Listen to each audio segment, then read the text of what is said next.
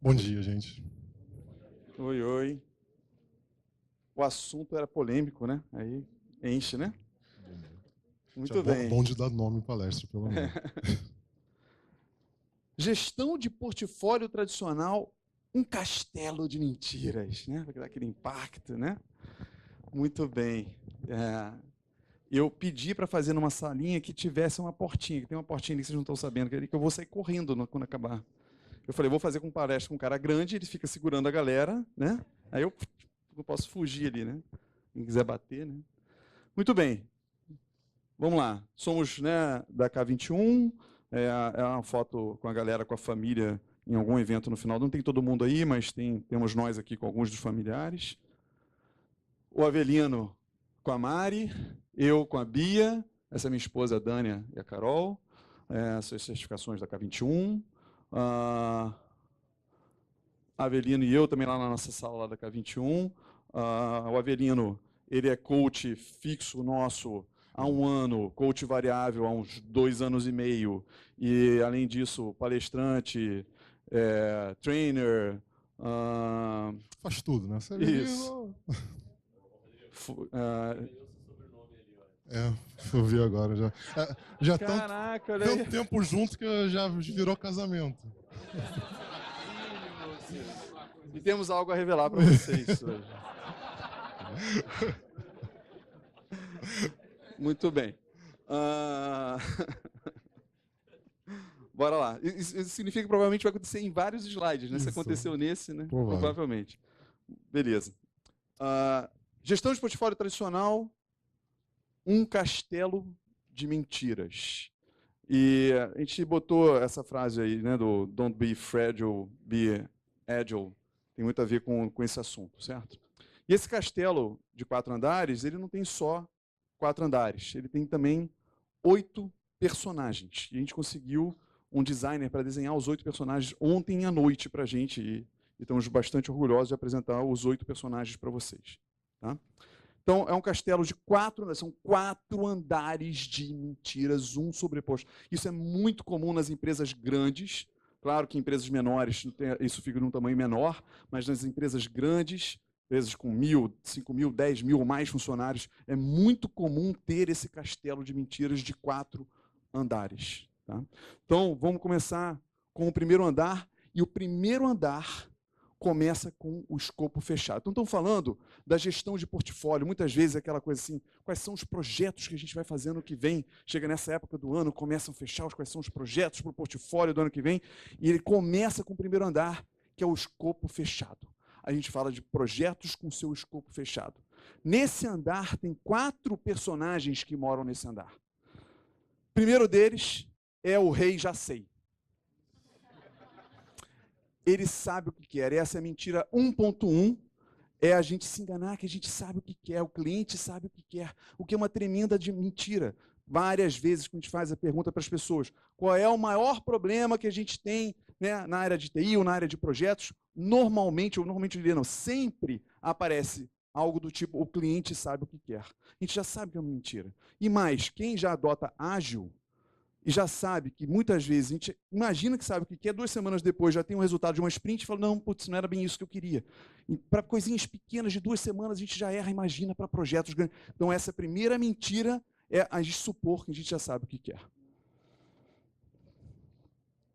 A segunda é que, beleza, nada irá mudar. Eu faço um projeto de 1 ano, começo pensando nele agora, em julho. Eu imagino que em julho do ano que vem tudo estará exatamente como o escopo definido no início do projeto. O nosso astrônomo, nada muda. Nada mudará. Exato. Vamos para o terceiro personagem, que é o mago analista. O mago analista, a mentira aqui, que é a mentira 1.3, somos capazes de especificar. O que é uma tremenda de uma mentira. Passamos 2 décadas tentando bolar uma maneira de especificar requisitos tal que no final as pessoas, o cara consiga pegar um papelzinho escrito e fazer exatamente. A gente está se enganando. Passamos 20 anos nos enganando que era possível especificar de uma maneira que as pessoas saberiam exatamente o que a gente quer. Ano após ano, isso vem. O papel é de tempo já? Não. Tempo esgotado? Mas era isso o papel? Obrigado. Tem uma coisa escrita aí, isso, tá? Não vi. Beleza. Você achou que dava para especificar, né? E a gente entender por papel, né? Beleza. Então, é justamente isso. É o mago analista, certo? E aí tem a princesa Jaque, né? Sabe aquele negócio da janela de oportunidade? A pessoa quer especificar um sistema para TI, mas só que nunca chega a ver dele. Aí um belo dia, putz, chegou a sua vez na fila. Ah, meu amigo, agora eu vou especificar o mundo perfeito. Eu vou colocar tudo o que eu queria nesse projeto. Porque é a última vez que ela vai ter essa oportunidade, certo? Então, já que ela está pedindo uma coisa, vou fazer outra, vou pedir outra. Aquele relatório que nunca vai entrar, também vou pedir o universo ali dentro do meu projeto. Quantas vezes nós mesmos não estávamos atrapalhando isso, né? Porque a gente chega para o cliente e fala assim, é só isso aqui que você tem de requisitos, meu amigo? Porque agora tu vai assinar sangue e a gente vai te entregar isso daqui a 1 ano. Se você não botar nada aqui, se você pedir, só entra daqui a 2. É claro que entra o Jaque nessa hora, né? Segundo andar de mentira. Esse é o primeiro andar, foi o escopo fechado. Uma vez que a gente tem esse escopo fechado, passa para uma nova etapa, que é a gente fazer estimativa de prazo e custo, normalmente nessa ordem, o custo é muita consequência do prazo. Entra então agora toda a mentira do andar da estimativa desse prazo e desse custo. Tem 2 moradores desse andar que a gente queria apresentar para vocês. O primeiro é o arquiteto mede tudo, porque ele acha que é possível metrificar, né? Mentira. O trabalho criativo é previsível. Nós estamos falando de um trabalho criativo, de desenvolvimento, de design. Esse trabalho criativo, de novo, para quem já trabalha com ágil, quantas vezes a gente não consegue nem estimar direito o que a gente consegue fazer em 2 semanas, que dirá em meses de projeto, e vir com uma data. Não, dia 1º de abril de 2019, o negócio vai estar pronto. É uma tremenda de uma mentira achar que é possível fazer estimativa. A gente não fez o disclaimer ainda, mas eu estou vendo já umas carinhas meio assustadas. Depois a gente vai começar a dar alternativas para isso, tá? Existe um outro mundo, tá? Então, essa mentira 2.1. E aí vem o Prometheus, né? Porque você chega assim e fala, quanto tempo vai levar para fazer isso? O pessoal vai lá, reúne, faz aquele cálculo todo. 4 meses. Mas, pô, eu não sou bobo. Não vou dizer 4 meses para o cliente, eu vou dizer 7. A gente bota sempre a gordurinha no projeto, né? Vale botar aquela gordurinha para ter certeza que vai dar certo. Em Portugal é um termo muito mais interessante. Eles chamam gordurinha de fator de cagaço. É o fator de cagaço do projeto. É a espadinha ali, né? Tipo assim, tanto, não bota mais um tantinho ali, né? Vai que... Né? Muito bem. Terceiro andar. Esse é um projeto e ele talvez entre no nosso portfólio de projetos para o ano que vem, certo? Para decidir se ele vai entrar no nosso portfólio, a gente precisa calcular o ROI, Return on Investment. Então não basta saber qual é o custo desse projeto. Eu preciso também saber qual é o valor que esse projeto vai trazer. Então entra a figura do Vale Mais. O Vale Mais é o seguinte. O Vale Mais é aquele negócio assim. Cara, qual o valor que isso vai dar? Vai dar 10 milhões. Só que o pessoal fala assim, pô, 10 milhões para nós, imagina que é um grande banco, seguradoras. 10 milhões não é nada. Não, peraí. 10 milhões não. 10 bilhões. Porque ele dá a estimativa de valor, ele não sabe, depois ninguém vai voltar a cobrar ele daquilo ali. Então, a terceira mentirinha. Estimativa de retorno infundada. Ele não sabe exatamente quanto aquilo vai dar de retorno para a companhia. É interessante porque a mentira do segundo andar, da estimativa de prazo e custo, ela é cara, assim, né? Ela é custosa, né? Porque você, para um time por 1 ou 2 semanas para fazer estimativas, podiam estar produzindo alguma coisa. Essa aqui não tem esse custo. Porque normalmente quando você pergunta para esses caras qual é o valor, ele fala assim, tem os 3 milhões, 3 clientes, não sei quanto, o valor é tanto. Só que o impacto disso é enorme depois, né? E nunca eles são cobrados. Os do prazo ainda são cobrados. Esses caras raramente são cobrados se realmente aquele valor retornou, né? Vamos para o quarto andar, a cobertura desse nosso castelo de mentiras. Nesse quarto andar, e isso me impressionou muito depois que a gente começou a trabalhar com essas grandes empresas, nos últimos 3, 4 anos, né? Você vai em certos bancos que você tem, às vezes, 4 vice-presidentes fazendo reuniões semanais de acompanhamento. São muitos projetos. Eles têm que fazer acompanhamento dos projetos, centenas de projetos. Mas centenas de projetos, como é que eles vão fazer acompanhamento? Cria um sistema de cores, com verdes, amarelos e vermelhos, né? Para que esses vice-presidentes possam estar ali e vendo acompanhamento, cobrando. Mas você não quer ficar amarelo e vermelho. Então surge ali a mentirinha extra, que é o verde melancia, que é verde por fora e vermelho por dentro. Certo? E os vice-presidentes, e é tal como num castelo de gelatina, onde uma mentira em cima da outra, o último andar é aquele menos crível, é justamente onde se debruçam os maiores salários da empresa. E os caras estão discutindo sobre o andamento do projeto, que é a mentira da mentira, da mentira, da mentira. Certo? Tá, ainda não preciso correr. Ainda vai ter mais, tá? Estou pensando se vou dar aquela escapadinha aí. É isso. Garrido veio também para, né, ajudar na segurança dos palestrantes, se alguém quiser, né, descer para cá. Né? Essa é a gestão do projeto tradicional, um castelo de mentiras. Os 8 personagens do Castelo de Mentira. Eu juro que um dia não, se eu nascer de novo, eu quero nascer design. Porque, cara, é impressionante. Em meia hora ele fez esses desenhos para a gente ontem. Impressionante. Muito legal, não ficou?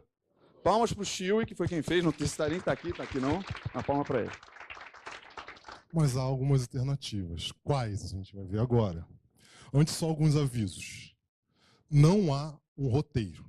Não há roteiro. Você primeiro vai fazer o passo 1, depois o passo 2, depois o passo 3. Depende do contexto, vai variar de empresa para empresa. Não é obrigatório fazer todas as coisas que a gente vai falar aqui. Tem que ter no mindset experimentação. Se vocês não tiverem experimentação, que vai falhar algumas vezes, vocês não vão conseguir. E é uma pancada forte no gestão tradicional de projetos. Então esse aviso último aqui já poderia ter aparecido antes, né? Que a pancada já começou desde o castelo, né? Mas assim é importante dizer que há uma saída. A gente vai apresentar agora para vocês 2 listas de práticas, vão entrar um slide para cada uma, pelo menos. Tá?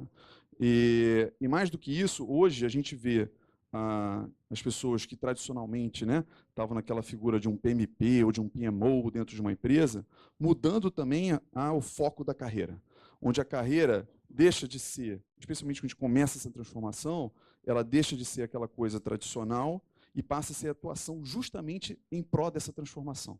Então, isso, acho que é uma coisa importante também para ninguém querer me bater, eu poder, né, tá de boa. Vamos lá? Vamos lá? Lista de práticas. A Avelina, a gente meio que separou quem ia falar qual. Esse era quem? Sou eu? Tá. Então, a gente separou em 2 conjuntos.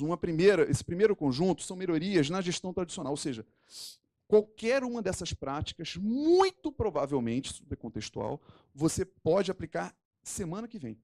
Certo? Mesmo que você esteja vivendo no castelo de mentiras, essas práticas não dependem de uma reestruturação da empresa. Depende só de uma mudança de mindset.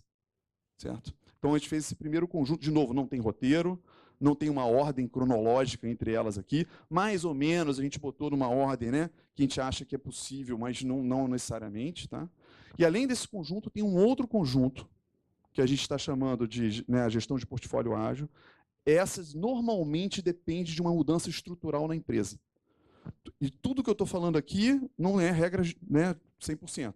É uma regra geral que vão ter suas exceções. Mas, normalmente, essas daqui dá para fazer imediatamente e aquelas de lá depende de você mudar estruturas na empresa. Beleza? Então, vamos lá para melhorias da gestão tradicional. Bom, a primeira coisa a fazer é, primeiro, começar a ter entregas realmente frequentes. Né? A ideia é que hoje a gente planeja muito como se fosse uma viagem de avião. Se você perder aquele voo, você está lascado. Não, a gente quer transformar essas grandes viagens que a gente faz dos nossos projetos em viagens curtas de metrô. Né? Ou seja, se eu perder, se alguma coisa falhar, não tem problema, o próximo metrô vai passar daqui a 4 minutos. Né? Então, a primeira coisa, fazer entrega frequente de valor para o seu cliente, para o seu consumidor. Outro ponto, falhar rápido. A ideia de você ter uma sprint de 15 dias, uma semana, é porque você pode falhar. Ou seja, esperava fazer aquele valor, esperava que aquela coisa que eu estou entregando desse o valor que eu esperava. Pô, não deu certo. Beleza, perdi uma semana de trabalho, não perdi 3, 4 meses, um ano.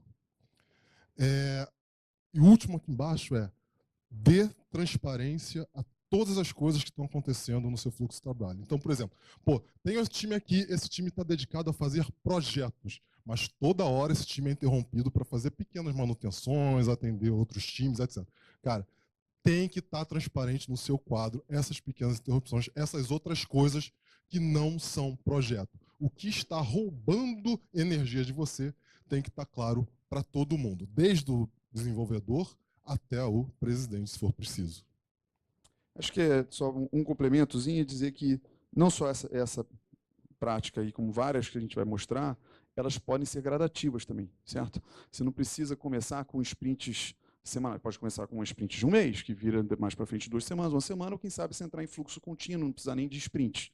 Né? E a transparência, ela não precisa ser imediatamente de tudo. Você começa com transparência de algumas coisas e vai aumentando a transparência, as pessoas vão vendo o valor na transparência e você vai aumentando. Então, todas as práticas que a gente mostrar aqui, vocês podem pensar com coisas que podem ser graduais aí. Tá?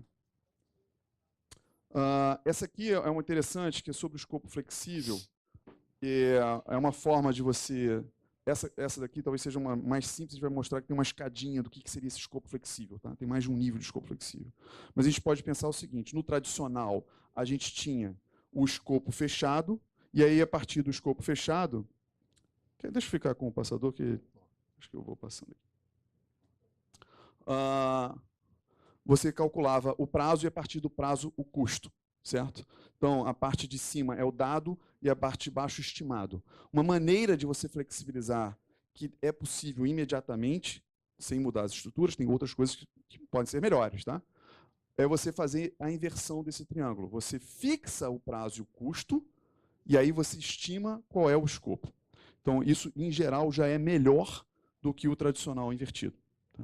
E, na verdade, o escopo flexível tem essa graça que vai falar do... Esse você fala, né? Não é isso que a gente combinou? Eu estou perdido. Tá. Tem muito a ver com a analogia do horizonte. Acho que é importante falar que a ideia é de que realmente o escopo vai mudar, certo? Fato, o escopo vai mudar e por isso que fazer essa inversão faz mais sentido. Tá? E aí vem a questão da analogia do horizonte. Quando a gente está num projeto tradicional, é natural e é comum que a gente queira especificar todas as atividades, quem vai participar do quê, quem vai estar onde, qual o perfil necessário para estar. Dado daqui a um ano, vai estar fulano trabalhando, o Joãozinho vai estar desenvolvendo a arquitetura e tudo vai dar certo. O problema é que nada dá certo. Né? Sempre aparece um cisne negro, quem não conhece o livro Cisne Negro, eu recomendo. Sempre aparece cisne negro, pousa no nosso projeto e quebra a ideia de que tudo vai dar certo daqui a um ano. E a gente prefere, quando está trabalhando com o escopo flexível, ter uma analogia tipo essa, analogia do horizonte, que é o quê? Imagina que você é esse gestor aqui e você está no início da rua. Percebe que logo no início você é capaz de ter muito detalhes sobre aquela rua. Você consegue dizer quantos carros estão parados de um lado, quantos estão do outro, com a placa de um carro, com a placa do outro, quantas casas tem, quantos andares tem, se tem cortina na porta, se não tem cortina. Enfim, você tem muitos detalhes porque é a sua visão até o momento. Você consegue detalhar bem. Conforme você vai caminhando para frente, você já não tem um detalhe tão grande. Você já não consegue dizer. Conforme você vai olhando para frente, né? Isso, conforme você vai olhando para frente, você não consegue ter um detalhe tão grande. Você já não consegue saber quais carros são, qual a placa do carro, você já não tem ideia, tem uma ideia de cor, mas já não sabe mais o modelo, enfim. Você não consegue detalhar exatamente o que vai acontecer daqui a um ano. E aqui, assim, quando a gente está em A, a gente faz isso. O que é mais emergente, que a galera vai implementar na próxima sprint, está bem detalhadinho, nível de tarefas. O que está mais à frente, nível de épico. Eu não sei exatamente se aquilo vai ser necessário naquele tempo.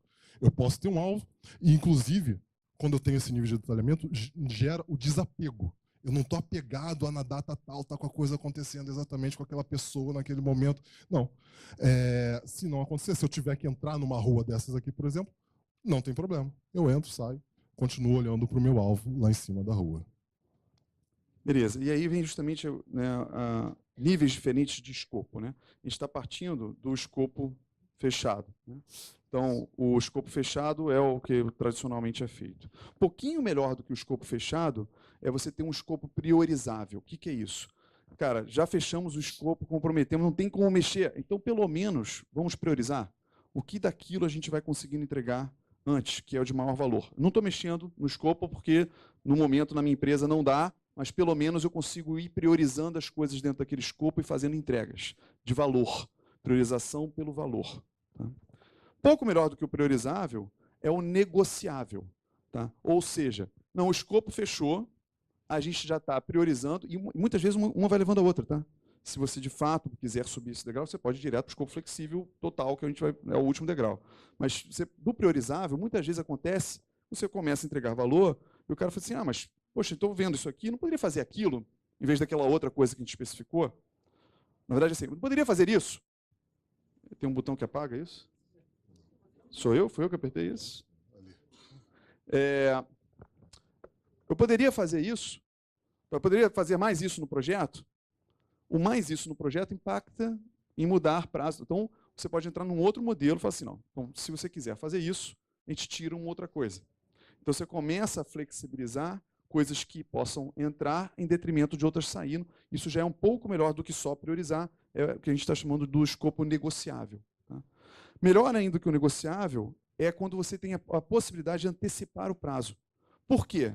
Quando você faz alta entrega de valor no início, você vai deixando as coisas de menor valor para o final. Então, você pode entrar num modelo onde você pode gerar... Juro que dessa vez não fui eu, hein? Onde você pode entrar no modelo onde a gente pode, quem sabe, pelo seu alto valor foi entregue no início, terminar antes do prazo e não fazer aquelas coisas que são difíceis, né, de ROI baixo. ROI baixo são aquelas coisas que estão em pouco valor e são difíceis de fazer. Né? Aquela, né, a planilha 3D girando. Eu quero pedir uma planilha 3D girando. O que você quer? Qual é o valor disso? Vai dar um trabalhão. Vamos parar. E aí você pode, quem sabe, até parar o projeto antes do prazo. E, finalmente, você ter o realmente flexível. Esse realmente flexível pode cair numa coisa que é mais reestruturante, que a gente vai falar mais adiante, que é as coisas serem mais contínuas e não um prazo fechado para terminar. Tá? A gente fala isso na parte reestruturante. E foco na solução. Desculpa, foco no problema e não na solução. É muito comum, a gente vai em várias empresas, tá todo mundo executando o projeto, criando produto. Por quê? Não sei, alguém mandou e eu estou fazendo. Mandaram, manda quem pode, obedece quem tem juízo, e a gente só executa o projeto. Qual o problema do seu cliente esse teu projeto resolve? Normalmente uma resposta que a gente não tem. Duas perguntas que a gente costuma fazer e respostas difíceis. Qual o problema o seu time está resolvendo e qual o propósito do seu time dentro da empresa? Fica aí na cabeça para tentar responder. A gente tem esse adesivinho, não estou com a camisa, mas tem ame o problema e não a solução. Por quê? Quando você passa teu foco no problema, estou resolvendo um problema, você começa a ter métricas de negócio, que vão te dizer o quanto eu estou resolvendo esse problema. Facilita que vocês tenham descarte. Né? Ou seja, cara, se essa aqui não vai resolver o problema, então descarto. Né? Priorização. Você vai priorizar por aquilo que melhor vai resolver o meu problema. Fatiamento também. A gente consegue fatiar melhor. Eu tenho um problemão. Vou resolver ele de ponta a ponta de uma tacada. Só não, cara. Dentro desse problemão imenso aqui, qual é a pior parte? Essa aqui. Então você consegue fatiar para resolver só aquela parte do problema. É uma mudança grande, que a maioria, mais uma vez, executa projetos sem saber o porquê deles. O que a gente está falando aqui, troca o foco, descubra o porquê que vocês estão fazendo o projeto e começa a agir em cima desse problema baseado na necessidade do seu cliente, do seu consumidor. Então, aquela coisa, não tem um roteiro, mas a tendência é que você pense dessa forma depois que você já começou a flexibilizar o escopo, certo? Porque o escopo é desenhado todo em cima da solução. Então, quando você começa a flexibilizar o escopo, aí faz sentido a gente trazer essa quebra de paradigma. Então, agora foca no problema e não no qual é o software, como que vai resolver, certo? Limitar o IP. Isso aqui existe uma explicação que a gente gosta muito de usar na matemática, se chama Little's Law, para quem não conhece, depois vocês podem procurar, né, do John Little. A gente resolveu trazer a explicação não matemática para vocês. Mas a ideia é o seguinte, primeiro tem que explicar o conceito de lead time. E eu já vi vários aí falando nas palestras sobre lead time, e não sei se vocês estavam com a explicação disso, né? Então, lead time é a métrica mais ágil que existe. Essa é a primeira afirmação para falar. Você quer saber quão ágil você é, meça lead time. Tá? É a mais ágil, mas não necessariamente a mais importante. Tá? As mais importantes elas estão ligadas muito mais à eficácia, à felicidade. Tá? Mas dentre as métricas de eficiência, e no finalzinho a gente vai fazer a distinção, a mais importante ou a mais ágil é lead time. Lead time é o tempo entre eu decidir que vou fazer uma coisa e está na mão do usuário.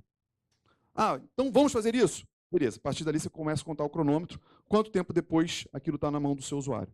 Então, essa é a métrica lead time. Tá? É a métrica que a gente fala que é ponta a ponta. Por que ela é a métrica mais ágil que existe? Pela própria definição do que é agilidade. Né? A melhor definição de agilidade, e o Craig Larman falou isso ontem, né, é adaptabilidade. Certo? Esse é adaptável. As pessoas muitas vezes confundem agilidade com velocidade. Né? Você já deve ter esbarrado com isso. Né? Ah, a gente agora está adotando métodos ágeis. Ah, então agora vai tudo rapidinho. Ah, agora é rapidinho, né? Ágil, não é isso? Não é rapidinho? Não é velocidade. Né? O exemplo que a gente dá é um trem-bala, ele é extremamente veloz, mas ele não é nada ágil. Né? Ele não troca de direção. Até para botar a velocidade, tirar a velocidade é difícil no trem-bala. Então, a agilidade para a gente é muito mais, né, a figura de um leopardo correndo na floresta atrás da presa e desvia de uma árvore, pula por cima de um tronco, troca com a presa que está atrás. Essa capacidade de adaptação. Muitas vezes, e vocês podem usar essas palavras quando estiverem nos clientes, que é muito conhecida, é o chamado time to market. Seu time to market. O time to market, existe uma métrica que você mede no cronômetro, você consegue dizer, o lead time dessa empresa é 18,5 dias, ou dessa aqui é 47,3 dias. É o tempo que a gente leva entre assumir um compromisso e entregar. Você pode medir o lead time do seu time, da sua diretoria ou da sua empresa, medindo isso. Então, na prática, você pode medir no seu quadro, entre o ponto em que você assumiu o compromisso e vai até a hora que você entregou. Onde que você assume o compromisso? Depende. Se você estiver trabalhando com o escopo fechado, seu lead time vai ser pior, né? Porque você vai contar desde aqui. Porque fechou o escopo, você já assumiu o compromisso. Ah, não, a gente trabalha com o escopo priorizável, então, ou flexível. Então, é só a partir daqui que você conta o seu lead time. Tá? Isso tudo para dizer uma outra coisa, que é essa frase aqui. Quanto mais coisa você estiver trabalhando ao mesmo tempo, maior o seu lead time. Então, essa frase é um resultado de uma equação matemática que a gente decidiu não mostrar aqui, para ganhar tempo na explicação. Quem quiser procura, Little's Law. Mas, basicamente, e isso é contra-intuitivo, tá? Quanto mais coisas o seu time estiver fazendo ao mesmo tempo, mais tempo vai levar para você entregar. Falando agora parece óbvio, né? Mas é contra-intuitivo na prática. As pessoas acham que eficientes são aquelas pessoas que fazem várias coisas ao mesmo tempo. Não é verdade. Quanto mais coisa, mais tempo vai levar. Serve para itens dentro de um time e serve para projetos dentro de uma empresa. A gente conseguiu fazer esse discurso, tem gente dessa empresa, não vou citar o nome da empresa aqui assistindo a palestra agora.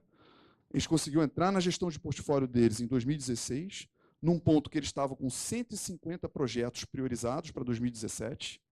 A gente conseguiu fazer uma explicação do Little's Law para a diretoria e para o presidente, que estavam presentes num workshop que a gente fez para eles.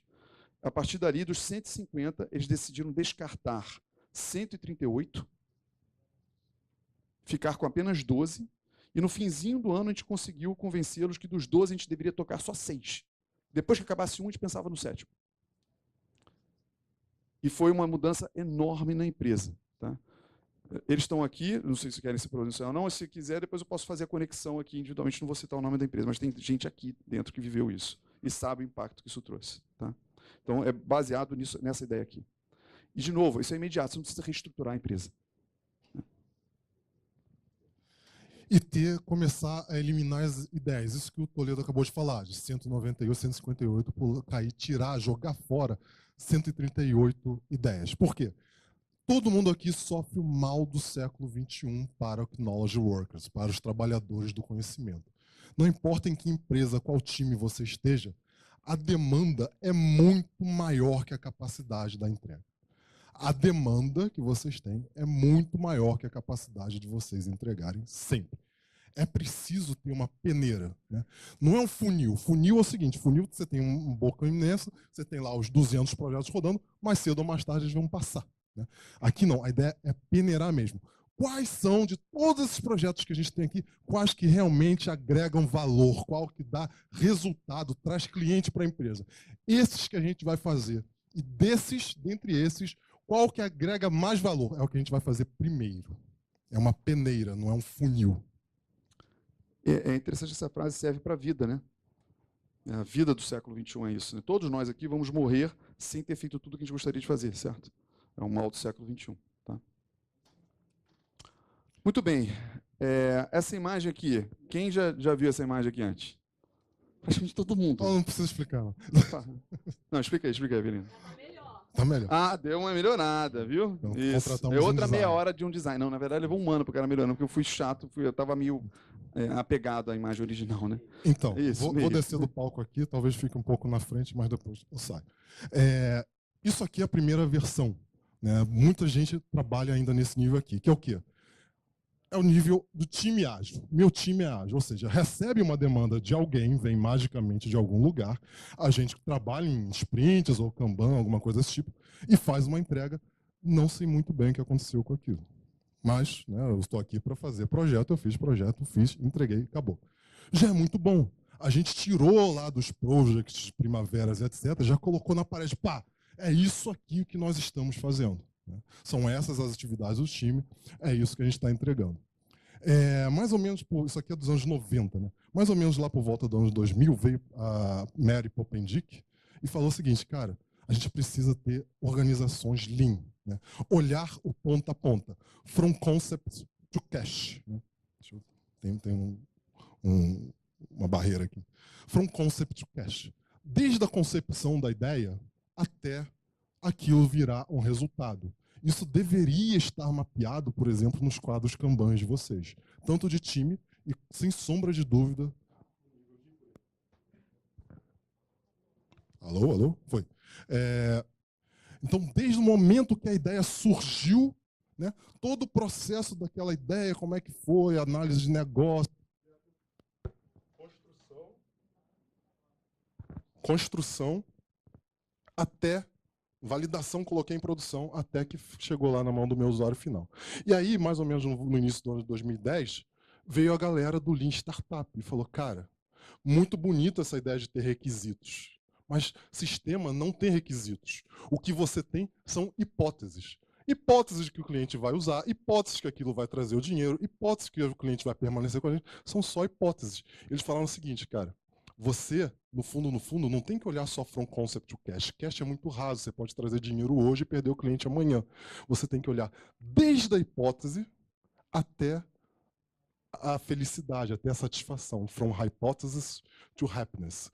Isso é alimentado, né, justamente pelo feedback. Né? Então, a tua empresa deveria estar olhando from hypothesis to happiness para ser realmente true agile, e o feedback realimentando aqui a nuvenzinha, trazendo novas hipóteses, e essa coisa sendo construída, você validando, isso aqui ser o seu ciclo mapeado, tanto para o seu time, quanto para a sua empresa inteira.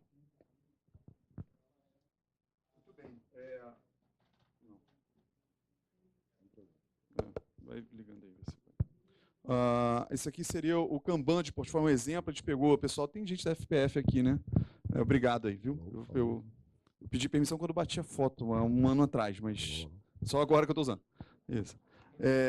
Mas é um exemplo, né? A gente tem vários clientes fazendo, eu poderia pegar de outros clientes nossos, né? Que fazem o Kanban de portfólio. Então, são os vários projetos que estão andando ali. Ele é um pouquinho diferente, porque o tempo corre ao contrário, né? Aqui está faltando um mês para a gente entregar, faltando 2 meses, ou mais do que 2 meses. Então, de fato, os post-its vão dando para a esquerda, para a direita, né? São as coisas que a gente tem que dar atenção. Enfim, mas aí também o pessoal da FPF pode também falar um pouquinho, e tem outros clientes que usam o Kanban de portfólio para ter o acompanhamento dos projetos. Tá? A partir daqui vem a pancada. A pancada é porque os itens que a gente vai trazer aqui, muito provavelmente, dependem de uma mudança, de uma reestruturação dentro da empresa. Tá? Então, eles possivelmente, de novo, não tem regra. Pode ser que vocês falem assim, esse eu consigo fazer amanhã, o outro não. Então, mas, em geral, nossa percepção é que esses dependem de uma reestruturação da empresa. Beleza? Muito bem. O primeiro é a ideia de times fixos. Hoje a gente vê um sistema de alocação doido das pessoas que são, né, a cada projeto, qual é o time que vai trabalhar com esse projeto, mas o fulano está trabalhando isso aqui, então pega ele, 30% do tempo dele faz isso, 10% daquele. Então, vou falar um pouquinho das quatro diferentes estratégias que a gente vê nas empresas. Eu vou começar logo pela ideal. A ideal é quando você tem um time fixo, dedicado a apenas um projeto. Então, a relação 1 para 1 entre projeto e time, e, claro, a relação 1 para N entre time e pessoas, onde N, normalmente, para a gente, é menor ou igual a 9. Tá? Então, isso aqui é a relação ideal que a gente deveria perseguir. Porém, como nós vivemos o mal do século XXI, o que acontece é que a gente tem outros modelos de alocação. Uma delas, talvez, só para, né, contextualizar aqui, ou instanciar, a gente tem aquele time, começa a pintar um monte de projeto, aí você pintou outro projeto, o que você faz? Divide o time. Então, de repente, fica metade do time para aquele projeto, outra metade para esse, e aí pinta um outro, e você divide de novo. Daqui a pouco você começa a ter quase que uma pessoa fazendo um projeto diferente. Então, esse modelo a gente nomeou de Equipe. Equipe. Né? Tem lugar até que tem, como é que é o nome? É gerenteu, não é isso? Tem gereu, tem uns nomes assim que a gente vê nas empresas. Que é o cara que acaba tendo que fazer tudo. Esse modelo é horrível. Porque você tem. Quais são os problemas desse modelo? Alta dependência dessa pessoa, né? Essa pessoa, você tira dela o direito de morrer. Você não pode morrer, porque se morrer, né? Está proibido, certo? Então, alta dependência, baixa colaboração, baixo reaproveitamento. Cara, tem muitos problemas desse aqui. Um outro, muito usado por aí, um outro método de alocação, sistema de alocação que a gente vê nas empresas, é o chamado planilhamento. Não pode ser eu isso, cara. Esse não pode ser eu. Sou eu mesmo, então fica com esse negócio. É o modelo planilhão. Qual é o modelo planilhão? O modelo é o seguinte, você fixa um time no projeto. Ah, legal, né? Igual ao ideal, mas você diz que uma pessoa, mais de uma pessoa, a pessoa pode trabalhar em mais de um projeto diferente. E aí começam as alocações. Né? Quais são os problemas que tem disso? Você não tem senso de time. As pessoas não estão juntas, né? E mais, você tem que contar com a presença da pessoa. Estamos trabalhando aqui, ué, cadê o fulano? Não, fulano, quartas e sextas, ele fica no projeto tal. Aí chega na quinta, não, mas na quinta-feira não, mas quintas-feiras à tarde, o cara, quintas-feiras das semanas pares, dos meses ímpares, eu estava no projeto. E o desespero de você estar alocando o cara mais de 100%. Não é quando você vai ver se o somatório dele está dando 75 horas na semana, porque você está fazendo a alocação. As pessoas geram altas dependências, né? Então, eu dependo disso, eu paro, vou fazer uma outra coisa, porque aquele cara está fazendo uma outra coisa, eu vou botando nas filas individuais das pessoas. A gente chama de planilhão, porque, em geral, as empresas que têm esse modelo têm normalmente a figura de um PMO, com uma big planilha, certo? Com nas linhas horizontais as pessoas e nas verticais os projetos, ou o contrário, né? E cujo desejo, o sonho de consumo desse PMO é trocar aquele monitor de 30 projetos para um de 48, né? Para ver se consegue enxergar a planilha inteira para fazer o controle. A gente vê absurdos do tipo, já teve cliente que a gente passou que o cara mandava e-mail, broadcast assim, para a galera. Ah, eu tenho aqui 4 horas sobrando de 2 designers, alguém quer?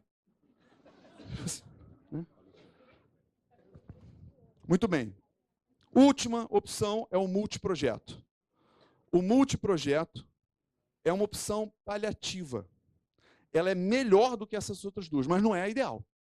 O multiprojeto, e várias vezes a gente fez isso em clientes e conseguimos dar uma recuperação, uma nova motivação para eles, que você fixa as pessoas no time. A pessoa só pode ser de um time, mas você permite que esse time trabalhe em mais de um projeto. Ao fazer isso, muda muita coisa. Você foge do planilhão, as pessoas têm senso de time, de colaboração, da melhoria contínua, que a gente vai falar já já. Não é legal, porque é mais de um projeto, mas eles se coordenam dentro do time. O que tem que mudar para quem faz a alocação? O pensamento deixa de ser, dado um projeto, quais pessoas eu vou colocar nele, dados meus times, quando pinto um projeto, eu vejo qual é o melhor time para fazer aquele projeto. Certo? Beleza? Vantagens. Tem uma coisa só do anterior. Esses aqui, os dois modelos, são o que a gente chama de time fixo. Tá? Tanto o ideal quanto o multiprojeto. Duas vantagens, são várias vantagens. A gente teve duas vantagens que a gente queria trazer quando você consegue fixar os times. A primeira é que você trabalha com filas coletivas. A gente sai das filas individuais, onde a pessoa tem a sua fila de coisas para resolver, e quando as pessoas têm suas filas individuais, você cai em outros problemas, que é a cultura de heróis e vilões, porque o cara que é herói é aquele que fica virando a noite fazendo o seu, né, o vilão que não fez o outro, você sai da colaboração, vai para a competição, chega no fim do mês, eu fiz tudo da minha fila, você não fez da sua fila? A gente quer fugir desse modelo para um modelo de filas coletivas, onde as coisas que tem que fazer, elas chegam para todos, não chegam individualmente. Qual é o nome dessa fila aqui no Ágil? Filas de coisas para um time fazer. Backlog. É o backlog que é do time, não é dos indivíduos. Certo? A segunda vantagem que a gente quis trazer é a possibilidade de você ter times de alta performance. Em Ágil, a gente fala que a gente consegue ver times de 4 a 10 vezes mais produtivos. Times 2, 3, 4 vezes mais produtivos é quase imediatamente quando você começa a adotar Ágil. Mas para você chegar aos relatos que a gente ouve de times que conseguem ter alta produtividade do tipo 5, 6, 8, 10 vezes mais produtivos, são só times estáveis. São normalmente times que levam 3 anos para chegar nesse nível de produtividade quando estão juntos enquanto time, porque eles vão melhorando a colaboração, que é a parte mais importante da equação do resultado deles. É a forma que eles colaboram. Se você ficar trocando as pessoas, você não consegue ter times de alta performance. Tá? E uma mudança também nesse mindset é produtos mais do que projetos. Vocês acham que o internet banking de vocês é um produto ou é um projeto? Lá está um dia, acabou o projeto aqui do internet banking, vamos embora. Daqui a 10 anos a gente volta a olhar o internet banking. Não, os bancos já enxergam isso como um produto que vai melhorar continuamente. Não tem fim. Né? Os projetos de vocês talvez não tenham fim. Você faz um produto, desmobiliza todo mundo e perde todo aquele negócio que a gente falou do time de alta performance. Não. Aquele time atende ao produto e aquele time evoluirá o produto para sempre. É uma mudança na nossa forma de pensar, na nossa forma de trabalhar. É bem reestruturante. Né? Talvez uma última sequência de coisas para falar, eu vou pegar 2 ou 3 assuntos, eles vão se emendar, esses últimos. Tá? Primeiro, o entendimento, quando a gente começa a fugir de projeto e ir para produto, o entendimento que dentro das empresas existem os seus value streams. Grandes empresas, você tem diversos, né? O rio não é um só. Você tem diversos rios. É como se você estivesse num banco lá, eu tenho a área rural, a pessoa física, a pessoa jurídica, você começa a ter claramente quais são os value streams e você bota as pessoas dedicadas para esses value streams. Tá? Os times, né, são dedicados para os seus value streams. Esse termo value stream tem outros termos, verticais de negócio, business unit, jornada do consumidor, é uma coisa que a gente tem feito em um outro cliente recentemente. Você constrói tudo em torno de um desses itens aqui. Você separa a sua empresa por esses grandes itens e não por produtinhos, ou por projetinhos, ou servicinhos. Tá? E dentro dessa ideia do value streams, uma forma de fazer a divisão é pensando em horizontes no tempo. Então, existe uma nomenclatura, foi o pessoal da McKinsey que criou esse negócio, que é o H1, H2 e H3. Então, são 3 tempos, como se fosse curto prazo, médio prazo, longo prazo. Alguém já tinha ouvido falar nisso? H1, H2, H3? Alguns poucos aí. É uma nomenclatura, deve ter um pouco mais de 10 anos isso. E a gente começou a tentar usá-la na gestão de portfólio e percebeu que, na verdade, existia um H0 também. Então, um outro design, o João Reis, que fez esse desenho, está morando em Portugal. E a partir dessa explicação, ele fez esse desenho e a gente gostou muito como forma de explicar o que seria o horizonte de tempo, H0, H1, H2 e H3.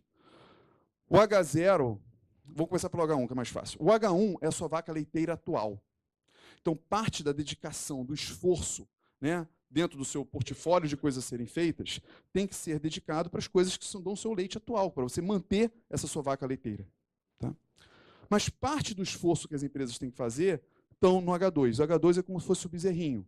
Você tem que aquilo que são as coisas que provavelmente são suas próximas vacas leiteiras, você tem que estar cuidando deles também. É o H2. O H3, muito mais ligado à inovação. É quando você tem coisas do tipo, não sei o que a gente vai fazer. São coisas, o que a gente vai estar ganhando dinheiro, o horizonte, né, é genérico o suficiente para cada contexto. Para 3 anos, 5 anos, depende da indústria. Né? Aqui a gente vai estar ganhando dinheiro lá na frente. E aí, aqui está representado por um zoológico. Né? Você está testando outros animais para que, quem sabe, um dia isso se torne a sua vaca leiteira lá na frente. E o H0? Várias empresas arrastam consigo um legado, um débito técnico, lista de bugs, coisas contratuais que a gente tem que fazer, certo? Regulatórios, e isso a gente chama de H0. É aquela coisa que você já deveria ter feito, mas, né, infelizmente, vai ter que trabalhar em cima daquilo. Tá? Então, quando a gente olha para o portfólio das coisas que a gente tem que fazer, essa pode ser uma forma de classificar em H0, H1, H2 e H3. Não é a única forma de classificar, isso é inspirado no modelo de classes de serviço do Kanban. Classe de serviço tem várias classes, maneiras de classificar, eu trouxe só 3 aqui para vocês. Essa é a original do Kanban, você classifica as coisas em Expedite, Fixed Date, Standard, Intangible e Bug. Eu não vou falar delas aqui. A que a gente está propondo aqui, H0, H1, H2, H3, mas existem outros.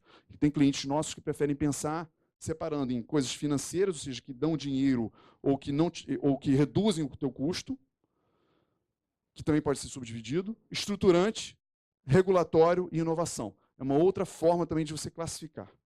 Isso tudo agora eu vou juntar os 2 assuntos. Eu falei de value streams e eu falei de horizontes no tempo ou classes de serviço.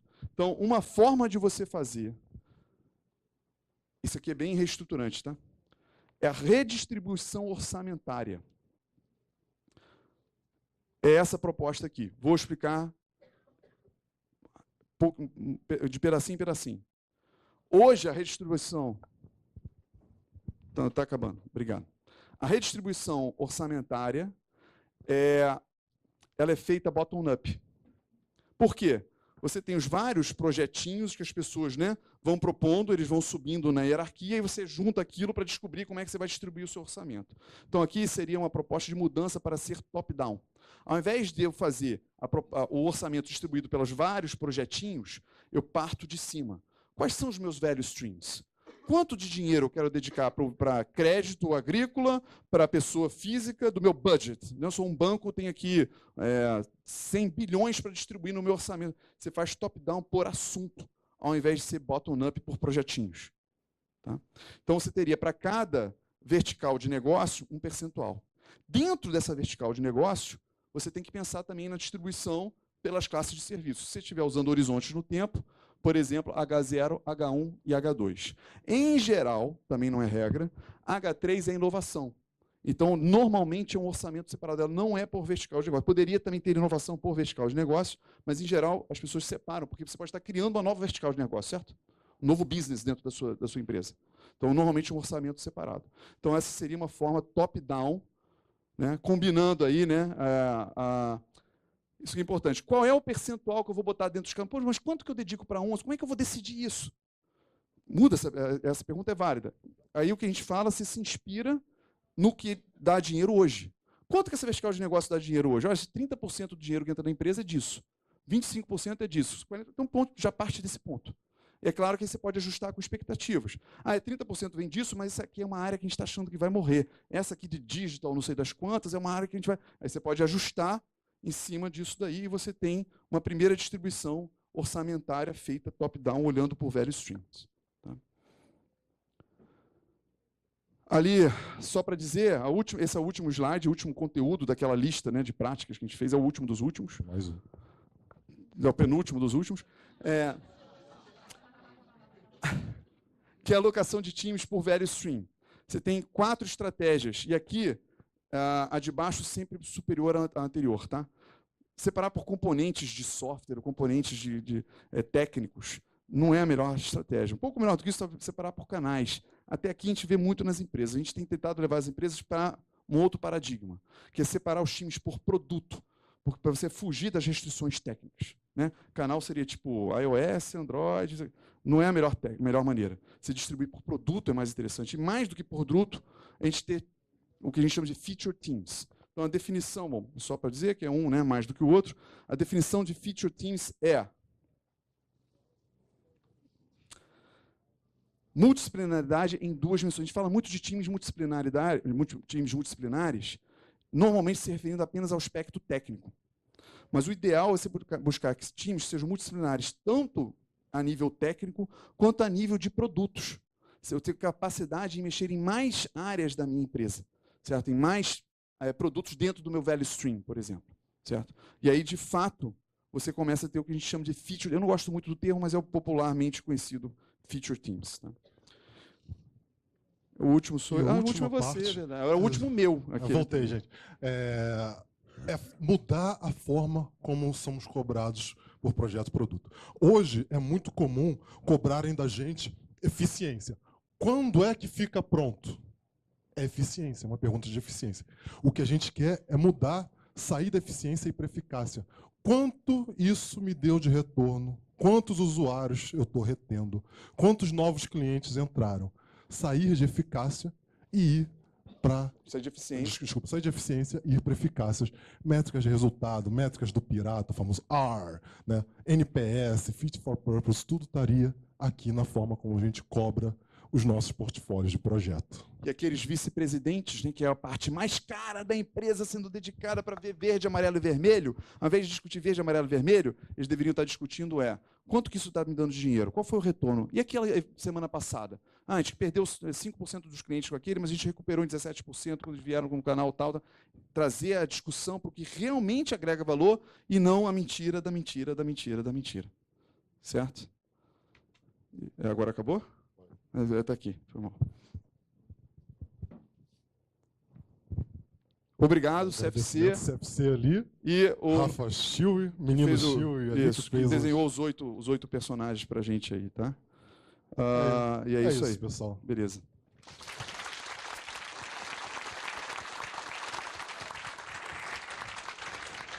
Tem tempo para pergunta? Tem tempo para pergunta. Ou dá o tempo para a gente fugir, vai. Pergunta aqui. Rita, Toledo, não sei se eu compreendi da explicação.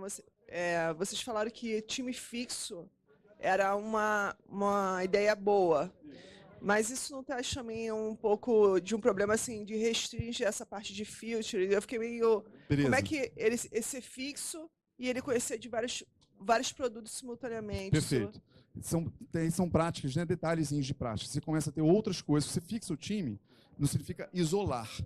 Eles, de fato, são um time e trabalham juntos. Mas existem outras práticas que você pode ter. Por exemplo, você tem a ideia de comunidades, né? Ou seja, eu sou fixo aqui, mas eu gosto muito do assunto front-end. E aí, então, eu tenho um grupinho, tem gente desse grupo, daquele outro time que são de front-end, eles vão se juntar, por exemplo, uma vez por semana para discutir sobre isso. Você pode ter uma outra prática, que é chamada traveler, né? Que é o viajante. Eu sou fixo desse time aqui, gente, mas eu vou passar 2 semanas trabalhando com o time de lá, porque acho que estão fazendo umas coisas interessantes que depois eu vou trazer aqui para você. E você vai lá, trabalha aqui. Ou seja, tem outras práticas que tem que compor. Time fixo não significa isolar as pessoas, certo? E aí ele tem que vir com isso. É o tipo de explicação, Rita, que às vezes eu nem faço no início, porque eu primeiro fixo o time, aí os caras começam a reclamar e falam, então agora vamos fazer as coisas para resolver isso, certo? Então, mas são práticas complementares porque você fixou o time. Eu queria saber como é que você conseguiu fazer com que o banco desistisse de 120 projetos. Eu não falei que era banco, hein? Não falei que era banco. Falou sim. Qual foi o grande da empresa assim, desistir de 120 projetos? Porque isso me chamou muita atenção. Beleza. Eu tenho 120 projeto é dinheiro. Legal. Teve a expressão matemática que eu decidi não fazer aqui, certo? Eu trouxe uma equação matemática. Foi interessante, a gente mudou a forma de fazer a explicação da equação por causa desse dia. Falei, cara, eu preciso fazer uma explicação tão simples que até um diretor consiga entender. E, de fato, foi muito impactante. Tem gente aqui que depois pode falar com você, não está muito longe, né? Explicar que, de fato, isso aconteceu e o impacto que isso trouxe. Mas ter a oportunidade de estar com toda a diretoria, incluindo o presidente, numa reunião, que eles puderam estar por 4 horas com a gente, fez toda a diferença. Esses caras não têm 2 dias para ficar no treinamento, certo? Mas você conseguir 2, 3 ou 4 horas deles, pode ser extremamente impactante, e lá foi no ponto certo. Foi na hora certa que a gente tinha que falar com eles, a gente conseguiu falar com eles e trouxe essa possibilidade.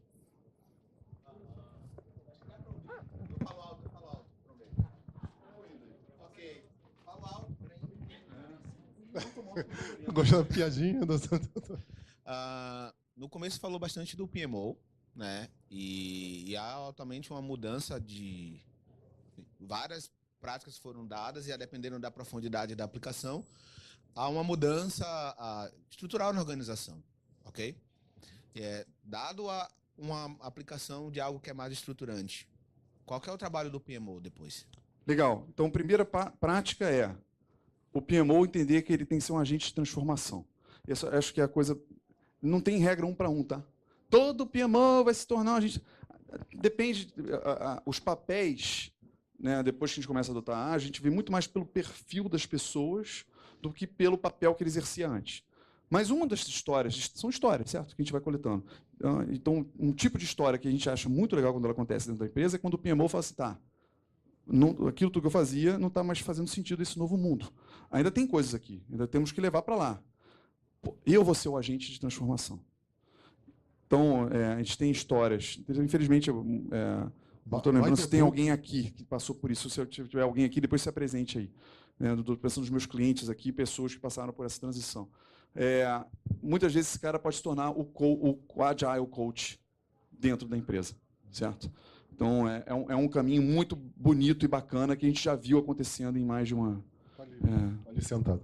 Isso. Pronto, ali, a Monira é um exemplo. By the book, tá? Se tu olhar lá para o PMBOK, o papel dele deveria ser isso. Não é o cara que fica cobrando. Tá no prazo, tá no custo, tá no custo. Ele deveria ser o cara que ajuda os outros. By the book, a definição. Mas não tem também receita de bolo para isso, certo? Lá embaixo. Boa. Quando a gente fala de gestão de portfólio, a gente ainda está falando de gestão de soluções.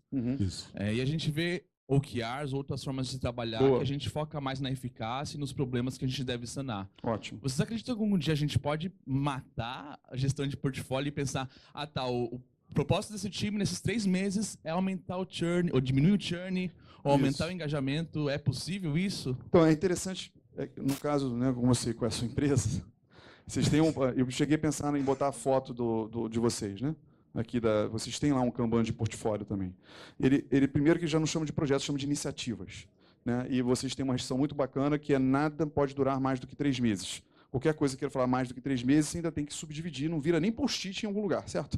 Que dirá item, não... Né? Então, então, eu acho que você já tem uma posição que é mais avançada em relação ao que a maioria das empresas ainda estão longe disso, certo? E está associado isso a métricas de eficácia, com OKRs, e fazer isso dentro de uma métrica mais da empresa como um todo, e aquilo, eu acho que faz todo sentido. Agora, se isso morre de vez e passa a ser uma coisa contínua, eu acho que existe um limite, várias vezes a gente vê, quando a gente tenta simplificar a forma das empresas trabalharem, a gente esbarra num limite que é a capacidade cognitiva de acompanhamento das coisas que estão acontecendo. Então, você vai ter que, de algum momento, dar um passo para trás e ter isso tangível. Se você tentar abrir mão disso completamente, ninguém vai ter tudo o que está acontecendo na cabeça. E aí, provavelmente, você vai ter que voltar para, no mínimo, uma coisa parecida com o que vocês fazem hoje lá. Certo? Tá. Mais alguma? Tem uma mão ali.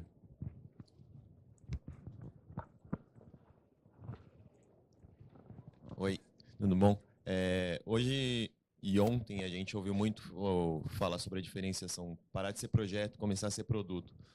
Mas teve também no slide sobre a divisão dos times, sobre um time para um projeto. Isso. Putz, é projeto, é produto, porque um produto às vezes é composto por vários produtos e às vezes um produto pode ter um projeto lá dentro. Perfeito. Eu queria saber um pouco Beleza. o que vocês acham assim, dessas nomenclaturas. Se deixar, eu vou falando aqui. Né? Deixa Eu curto muito de uma definição mais ampla do produto. Né? O que é o produto da empresa pode não ser, como o Toledo colocou aqui, os produtinhos. Né? Dado isso aqui, é fácil quando você... minha empresa faz um RP, cara, o teu produto é o RP. Né? É muito mais do que aqueles módulos que estão compondo ele. Isso facilita muito fazer esse tipo de distribuição. Tem um time que cuida, ou por exemplo, um backlog para o meu RP inteiro, ou para o meu Internet Bank. E ali está subdividido nos feature teams o que eles estão fazendo, por exemplo. Então, existe uma coisa, só para gerar um ponteiro da tua pergunta, é o Broader Product Definition. Né? Então, sua definição mais ampla do que é produto é uma coisa que também tem que ser praticada. Certo? A gente chega nos bancos como o Itaú, Banco do Brasil, você vai ver quantos produtos existem, tem 3 mil, 4 mil, 5 mil. Cara, se somar todos os clientes do banco e falar para listar os produtos que eles sabem de cabeça e somar todos, não vai dar 3 mil, não vai, é uma visão tosca de achar que tem tantos produtos. Então, tem uma definição mais ampla do que é produto e, de fato, dedicado. E aí, produto e value stream começam a se aproximar, certo? Então, é uma outra coisa que tem que ser buscada também, um broader product definition. Tá? Você falou ali que é possível você fazer uma divisão, um planejamento de altíssimo nível ali. Olha, quanto é que a gente vai investir em H0, H1, H2? Mas sendo H0 e H1 coisas regulatórias ou para manter a vaquinha dando leite, é possível você estimar isso? Ou seja, porque o que você tem que fazer para a vaca continuar dando leite, não tem o que questionar, vai ter que fazer. Então, quer dizer, qualquer planejamento que você faça não vai furar? Bem, eu diria que, mais uma vez, volta ao mal do século XXI para o trabalhador do conhecimento. Até para manter a vaca leiteira, você não vai conseguir mantê-la inteira, né? Por acaso, estava aqui na Coach Clinic e tinha, eu tenho 18 mil pedidos. Uma pessoa tem 18 mil pedidos para atender. Cara, não adianta. Você não vai conseguir. 18 mil a gente está falando de H0. Você não vai conseguir atender 18 mil coisas. Essencial, focar no problema. Focando no problema, você vai conseguir fatiar desses 18 mil quais são os mais importantes. E aí você vai atacar o H0 e H1 do que é mais importante, sem esquecer do seu H2 e H3, porque afinal o H1 vai morrer. A sua vaca leiteira ela vai morrer mais cedo ou mais tarde. Na verdade, a perspectiva você tem que fazer essa discussão para proteger uma dedicação para o H2 e H3. Porque se você não proteger, o H0 e H1 te toma totalmente. É natural. Entendeu? O H0, então, vai consumir... tenho que fazer isso porque já estava devendo aquilo. Poxa, mas também já estou devendo isso. Cara, o que está vindo para frente vai te detonar uma linha, uma startup, vai te derrubar porque você não está se protegendo para H2 e H3. Rodrigo Avelino, aqui. Aqui. Aí. Por favor, lá no Castelo de Mentiras, a estimativa de valor infundada foi colocada a paródia do ROI, né? Fica lá se debruçando em fazer a estimativa com base no ROI. Por outro lado, o Lean Startup traz a conexão da hipótese para a felicidade, para o resultado final. Vocês estão propondo que não tem que ter estimativa de ROI? É isso? Não, olha só. Vamos lá. Abre a porta aí, por favor. A gente quer fugir do modelo tradicional que a gente vê, onde o cara faz uma estimativa. A gente já fez isso, tá? E vou dizer até onde as duas coisas se conectam. Já teve banco que a gente chegou e a estimativa de valor era não sei quantos, 300 milhões.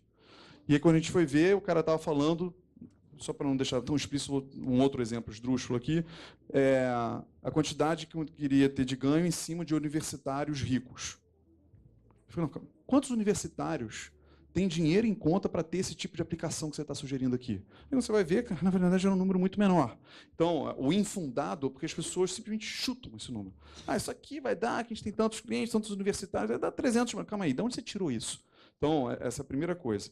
E aí, no Lean Startup, é quando você, de fato, qualquer que seja esse número, você entenda como hipótese. E a gente tem que validá-la. Então, quanto antes eu quero validar que aquela hipótese pode ser real, né? Então, foi justamente aplicando o Lean Startup que a gente começou, em alguns clientes, começar a mostrar esse cálculo de retorno aqui é infundado, é infundado, é infundado. Foi usando técnicas de Lean Startup. Beleza. Então, a questão crítica é de levantar hipóteses em cima de entender que são hipóteses e aí a gente tem que validá-las. São hipóteses que são formuladas e nunca mais ninguém volta para ver se isso aconteceu ou não. E essa é a segunda crítica, né? Que você estabelece esse modelo que pode ser bom, e eu entendo como sendo bom na origem, se for baseado em dados que justifiquem, que credibilizem a hipótese, mas que depois, lá no final, você meça, senão... Isso. Só o quanto antes, não lá no final, o quanto antes. O quanto antes. Isso. Matar a promessa de PPL. Isso aí acontece pra caramba. Vou dar 30 milhões, mas ninguém depois chega se deu ou não. Isso aí. Aí você bota só pra provar a porcaria da iniciativa e em relação às outras. Acontece direto. Só, se estão fazendo pergunta, a gente está respondendo, mas já passou 15 minutos. Aqui a galera que está organizando já foi almoçar, eles não estão interrompendo. Isso. Open Space Valeu. disso, hein? Vamos? Bora. Bora. Pessoal, qualquer coisa, eu e Toledo estamos por aí. E o CFC também, tá? O CFC tá pode aí. responder as perguntas.